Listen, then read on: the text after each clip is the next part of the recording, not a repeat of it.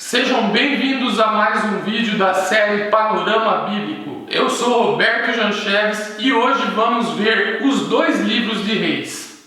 Em nossas Bíblias, esses são dois livros separados, mas originalmente foram escritos como um só livro que conta uma história unificada, que continua o livro de Samuel que o antecede. Assim, Davi tinha unificado as tribos de Israel em um só reino, e Deus prometeu que de sua linhagem viria um rei messiânico que estabeleceria o reino de Deus sobre as nações e cumpriria as promessas feitas a Abraão.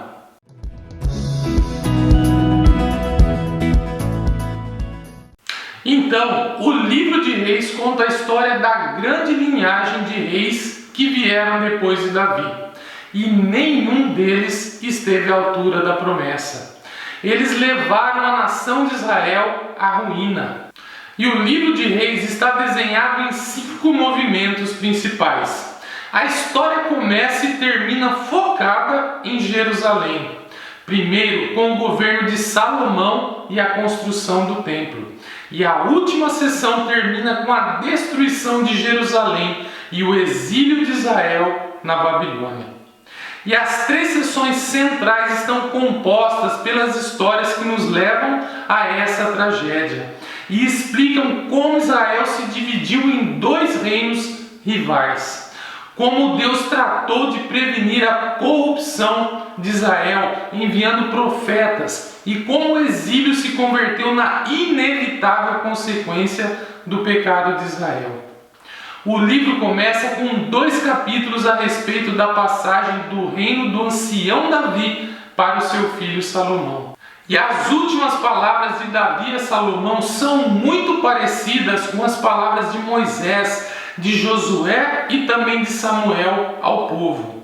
É um chamado para eles permanecerem fiéis aos mandamentos da aliança e a permanecerem fiéis somente ao Deus de Israel.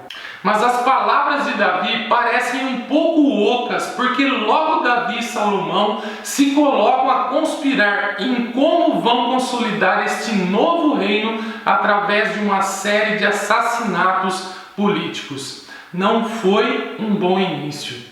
O momento mais brilhante de Salomão é quando ele pede sabedoria a Deus para guiar Israel e, inclusive, completa o sonho de Davi de construir um templo para o Deus de Israel. Aqui, a história se detém e descreve com detalhes o desenho desse templo.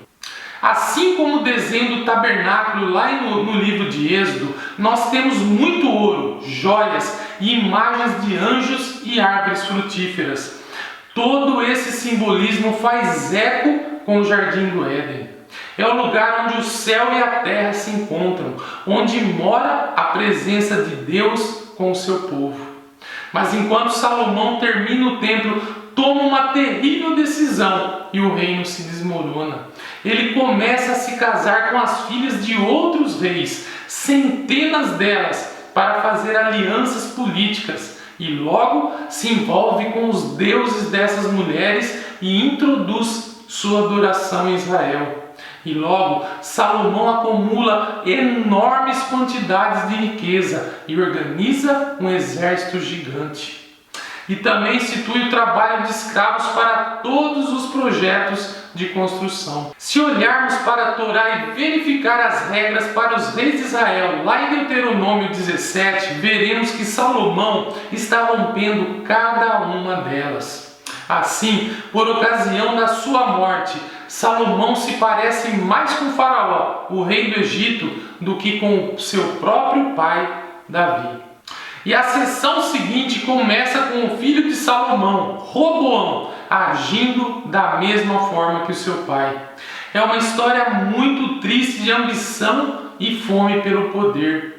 Roboão trata de subir os impostos para o trabalho dos escravos, e sob a liderança de Roboão, as tribos do norte rechaçam isso e se rebelam, separando-se e formando seu próprio reino rival.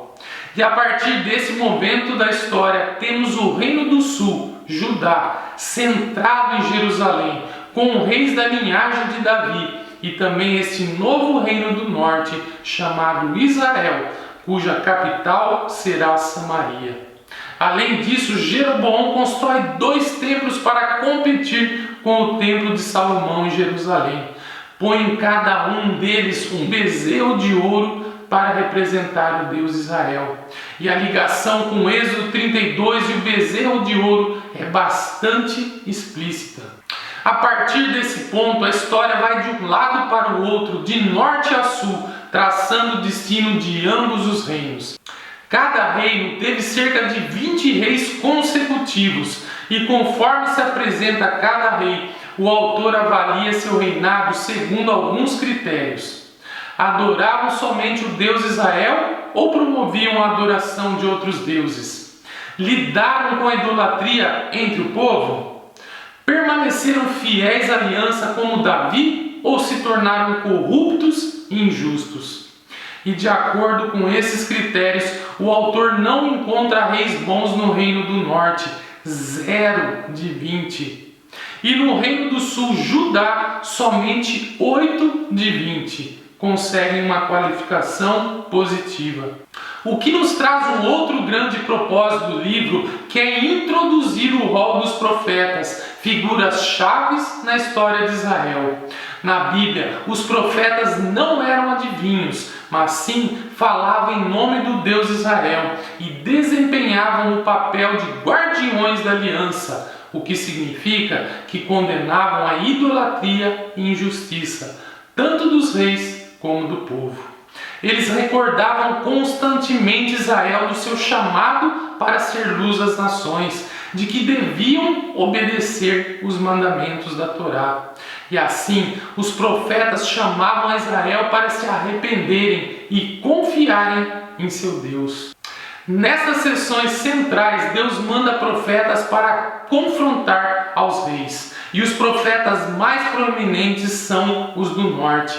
Elias e seu discípulo Eliseu estão justamente no centro do livro. Elias era um profeta rústico, vivendo no deserto, e seu arqui-inimigo, o rei do norte, Acabe, e sua esposa cananeia chamada Jezabel. Juntos haviam instituído em Israel a adoração ao deus cananeu Baal. E temos uma famosa história onde Elias desafiou os 450 profetas de Baal a uma disputa para ver qual Deus era real. E assim, ambos construíram um altar e oraram a seus deuses, mas apenas o Deus de Israel respondeu com fogo. Depois disso, Acabe utiliza seu poder real para assassinar um agricultor israelita e roubar o vinhedo da sua família. E Elias confronta uma vez mais a injustiça de Acabe e anuncia a decadência de sua descendência. Elias finalmente passa o manto da sua liderança profética a um jovem discípulo chamado Eliseu, que pede autoridade dobrada de Elias. E o que é fascinante é que o autor que descreve 7 obras milagrosas de Elias, em seguida oferece histórias de 14 atos de poder de Eliseu. Ambos profetas foram claramente homens extraordinários e julgaram o mesmo horror. Confrontaram os reis de Israel pela idolatria e injustiça. E no final, não tiveram êxito em fazer Israel se apartar da apostasia. Na sessão seguinte, o reino do norte é sacudido por uma sangrenta revolução, iniciada por um homem chamado Jeú, que destrói a família de Acabe. Apesar de Jeú inicialmente ser comissionado por Deus, sua violência sai de controle e cria uma espiral de assassinatos políticos e rebeliões de que Israel jamais se recuperou. Depois de Jeú, temos golpe atrás de golpe, e cada rei segue a outros deuses e permite injustiças horríveis. Tudo isso nos leva a 2 Reis, capítulo 17.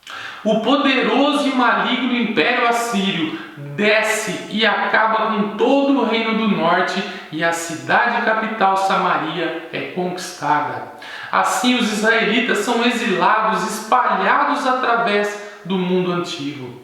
E o capítulo 17 é muito importante.